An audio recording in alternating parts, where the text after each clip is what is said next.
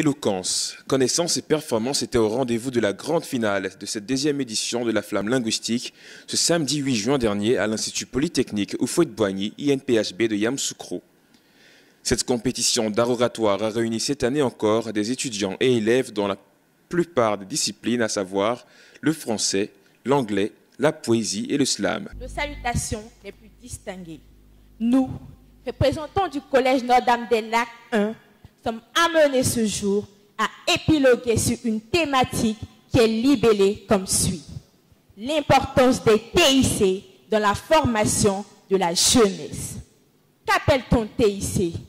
TIC est un acronyme désignant les technologies de l'information et de la communication.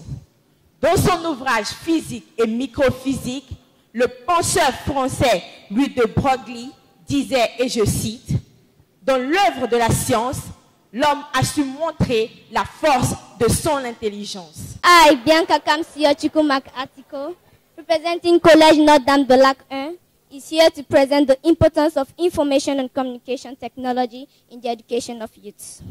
I would like to start with the question, what is ICT? ICT simply means information and communication technology, period. In other words, it is an invented technology that combines the use of information and communication.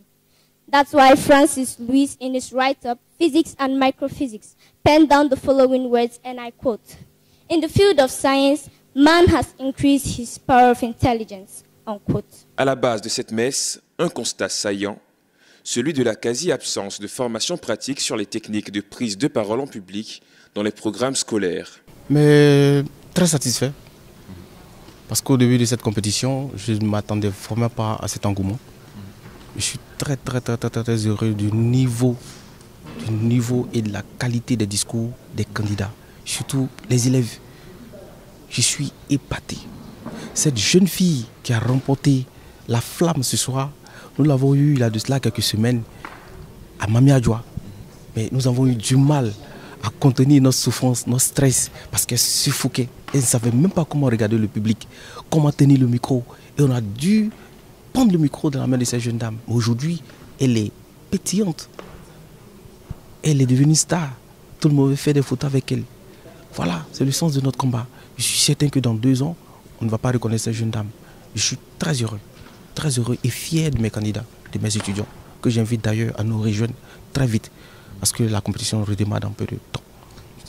Pour le président du jury, l'organisation de la Flamme linguistique est une aubaine pour révéler des talents cachés en art oratoire et au-delà pour promouvoir une pratique stimulatrice d'excellence.